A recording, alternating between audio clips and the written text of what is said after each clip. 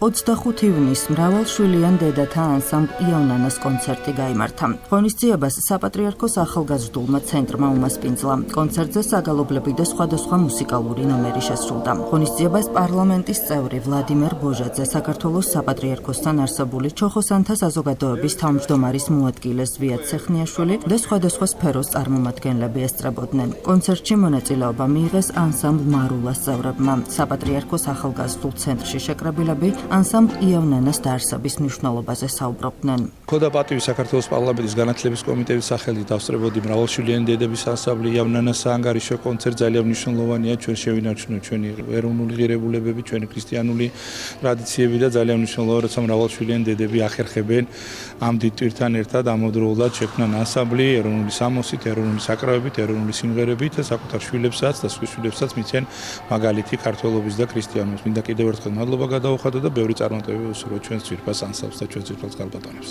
დიდი ხანი არ არის, რაც საპატრიარქოს ჩოხოსანთა საზოგადოების ინიციატივით ჩამოყალიბდა ანსამბლი იავნანა, რომელშიც გაერთიანებული არიან მრავალშვილიანი დედები. ბატონ თამაზ მამალაძის ხელმძღვანელობით ცნობილი ლოტბარი, ხელოვანი, დიდი საქართველოსი, რომელმაც არაერთი ფოლკლორული ანსამბლი შექმნა და ჩაუყარა საფუძველი. აგერ ამ ძვირფასმა დედებმა უკვე დაანახეს საქართველოს, რომ საკმაოდ მაღალ პროფესიულ დონეს მიაღწიეს. გარდა იმისა, რომ შვილებს უვლიან და ოჯახებს აქცევენ ყურადღებას, ამასთან იცლიან იმისთვის, რომ შეინარჩუნონ ქართული ფოლკლორი, ქართული ტრადიციები, ქართული სამოსი და კულტურა. ისინი მე ვფიქრობ, რომ უფრო წინწავლენ, მათ აქვთ დიდი ასპარეზი კიდევ. ჩვენი საზოგადოება, პატრიარქის ჩოხოსნები მუდმივად ხელს შეუწყოთ მათ საომავლო განვითარებაში, საქართველოს მასშტაბით მოგზაურობაში და რათა მათ წარმოაჩინონ თავიანთი ხელოვნება არა მარტო დედაქალაქში, არამედ საქართველოს სხვადასხვა რაიონებშიც.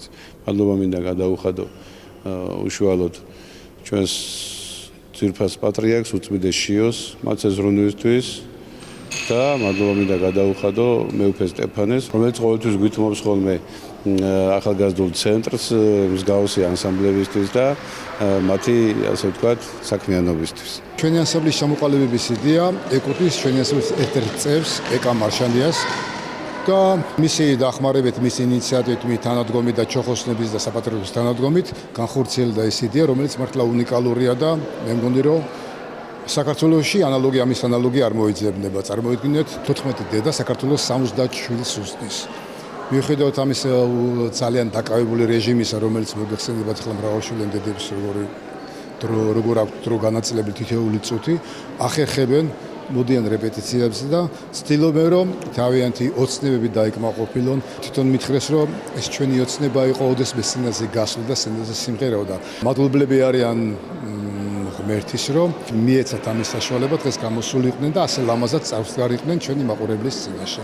მინდა უპირველეს ყოვლისა მადლობა გადაუხადო ჩოხოსანთა საზოგადოებას, მის თავმჯდომარეს ბატონ ზვიად ცეხნიაშვილს, საქართველოს საპატრიარქოს, სამების ახალგაზრდულ ცენტრს, რომელმაც მოგცეს საშუალება, რომ ეს დღევანდელი ლამაზი საღამო ასე ლამაზად ჩატარებულიყო. აღსანიშნავია, რომ ანსამბლი იავნანა საქართველოს საპატრიარქოს ჩოხოსანთა საზოგადოების ინიციატივითა და მხარდაჭერით 2024 წელს დაარსდა. ამ ხნის განმავლობაში ანსამბლმა არაერთი კონცერტი გამართა. სხვადასხვა ფესტივალში მიიღო მონაწილეობა და ლაურეატის წოდება მოიპოვა. ძალიან ბედნიერი ვარ, ეს საღამო შედგა.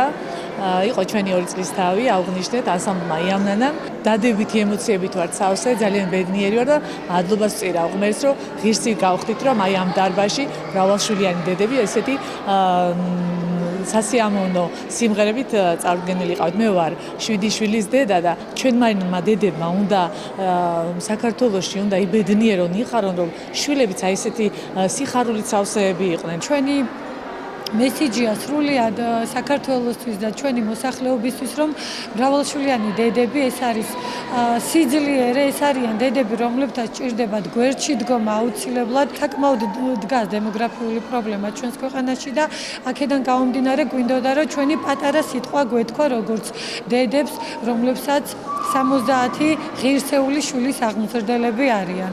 ჩვენმა დღევანდელმა ღონისძიებამ წარმატებით ჩაიარა, ძალიან ღელავდით დასაწყისში და ძალიან გვიხარია, რომ ზუსტად ისე გამოვიდა ყველაფერი, როგორც ჩაფიქრებული ვქონდა და ვეცდებით, რომ მომავალში უფრო მეტი შემოგთავაზოთ. ჩემთვის ძალიან საპასუხისმგებლო იყო დღევანდელი ღონისძიება, რადგან სტუმრებთან ერთად ჩვენ გვესწრებოდნენ ჩვენი შვილები.